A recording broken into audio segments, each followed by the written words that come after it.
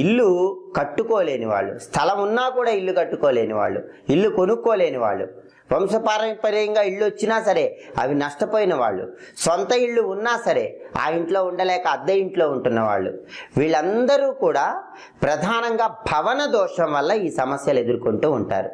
మరి ఈ భవన దోషం పోవాలంటే ఏం చేయాలంటే పరిహార శాస్త్రంలో ఒక అద్భుతమైన పరిహారం చెప్పారు. ఆ పరిహారం ఏంటంటే కందిపప్పు, మినప్పప్పు, పెసరపప్పు మర ఆడించి పిండిలాగా చేసుకున్నాక ఆ 3 పిండ్లు కలపాలి. కలిపిన తర్వాత ఆ పిండ్ల మిశ్రమంలో నీళ్లు కలిపి 11 చిన్న చిన్న ఉండల్లాగా తయారు చేసుకోవాలి. ఆ 11 చిన్న చిన్న ఉండల మీద బెల్లం ముక్కలు ఉంచాలి. అలా బెల్లం ముక్కలు ఉంచిన తర్వాత ఆ 11 చిన్న చిన్న ఉండలు బుధవారం పూట గోవుకి ఆహారంగా తినిపించాలి. ఇలా చేస్తే భవన దోషం అనేది తొలగిపోతుంది.